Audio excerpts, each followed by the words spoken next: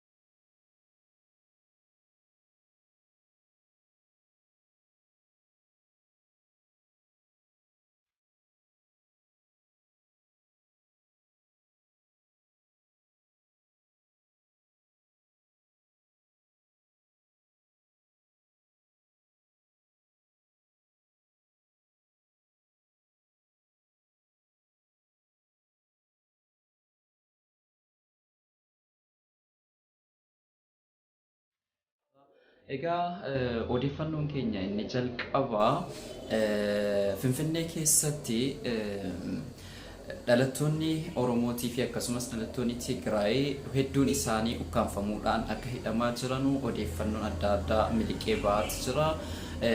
Adaraasha guddaa keessatti kan isaan hidhamanii jiru. Bakki isaan itti hidhamanii jiru immoo naannoo Lidataa bakka Karrayyuu jedhamu jimnaastikii 43 bakka jedhamu sana keessatti adaraasha guddaa keessatti hidhamanii jiru.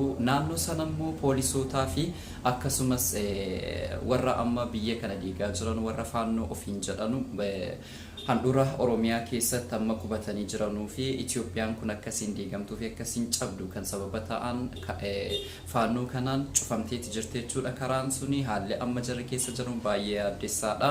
Egaa odeeffannoo kana bal'inaan akka arganne isin biraan geenya akkasumas Finfinnee keessatti dhalattoonni Amaaraa warri naannoo Amaaraa keessa ta'anii jedhan baqatanii achi keessaa akka galaa jiranuu odeeffannoo dhaqqabees jira.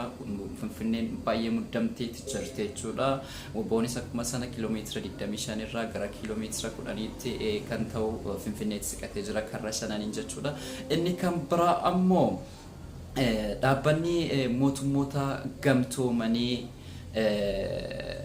akka Itoophiyaa keessatti waraanni dhaabbatu sagalee guutummaan guutuudhaan mirkaneessanii adda ba'aniiti jiru. Egaa sagalee kana yoo mootummaan kun fudhachuudhaaf baate waan guddaa akka isa mudatu akkasumas akeekkachiisni kennameefiiti jira. Egaa ibsa keessatti mootummaan fi lolli kan banamee jechuudha. Namoonni nagaa hedduun akka keessatti ajjeefamaa jiranuuf akka miidhamaa jiranu sana kaasuudhaan akka guutummaan guutuu Itoophiyaa keessatti lolli dhaabbatuu fi Abiyyis immoo akka harka kennatu karaa nagaadhaan akka harka kennatu dhaabbanni mootummoota gamtoomanii kun dabarseetti jira. Inni kan biraa ammoo dhaabbanni Amnesty International labsiin mootummaan Itoophiyaa labse mirga namoomaa kan sarbuu fi yeroo ammaa kana keessatti mootummaan lammiilee nagaa irratti mirga namoomaa kan cabsaa jiruudhaa fi kan haala yeroo hin eeggannee fi baay'ee isa yaaddessee fi akka bareechee mormee fuula miidiyaa isaa irratti akkuma kanattis miidiyaalee addunyaa irratti ibseetti jira jechuudha. Labsiin mootummaan kun labsee jedhee akkuma kanaan duratti Tigraayin keessattis naannoo Oromiyaa keessattis mirgi namoomaa sarbamaa ture caalaa amma immoo daran sarbamuu danda'a kan jedhu yaaddoo isaas kan inni ibse jechuudha. Kanaaf jennaan labsiin mootummaan yeroo muddamaa labse kuni haala yeroo kan hin eeggannee fi mirgi namoomaa baay'ee akka inni keessatti cabu bareechee balaaleffateeti jira jechuudha. Egaa kufaatiin mootummaa kanaa kanumaan kan mirkaneeffamuudha. Akkasumas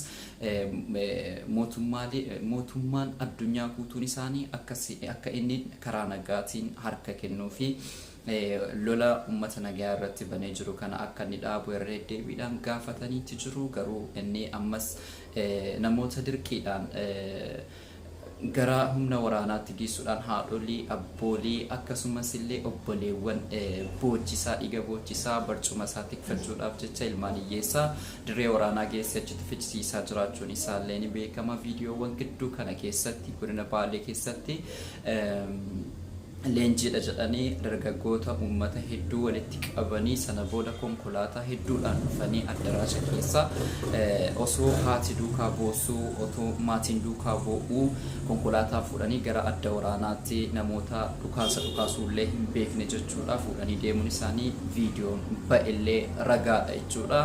Akkasumas godinaalee Oromiyaa guutuu keessatti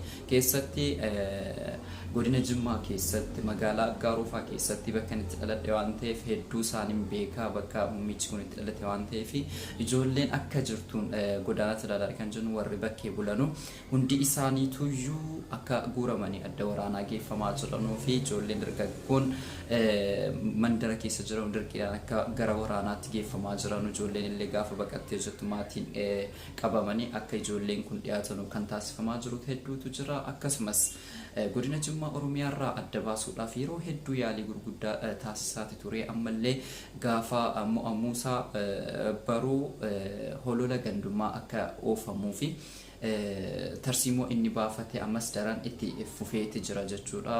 Warra mootummaa deeggaranuuf jalatti qabee qarshiidhaanis haa ta'u uummata nagaa manarra deemanii akka isaan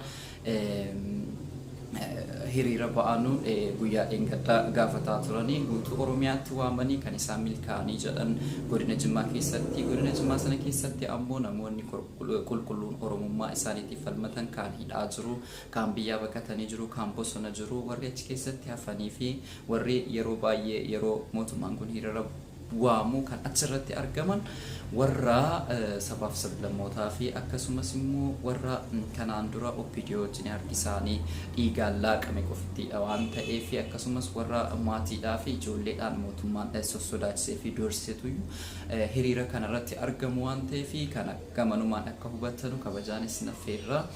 Egaa dabalataan mootummaan addunyaa akka Abiyyi harka kennuu fi akkasumas abaa'uun illee waamicha inni dabarseef akka inni karaa nagaadhaan osoo lolli tokko hin banamin akka inni harka kennatu yeroo baay'ee dabarsaati jiru waan ta'eef amma guutummaan guutuutti jechuun ni danda'ama naannoon Amaaraa TPLFin harka galu hin dhiisi jechuudha kan baay'ee ariifannaan isaan injifannoodhaaf deemaa jiranu gara Finfinneetti illee imalaa jiranu baay'ee kan nama ajaa'ibudha jechuudha. Egaa odeeffannoo waqtaawaa yoo arganne isin biraan geenya waan daawwattaniif guddaa galatooma.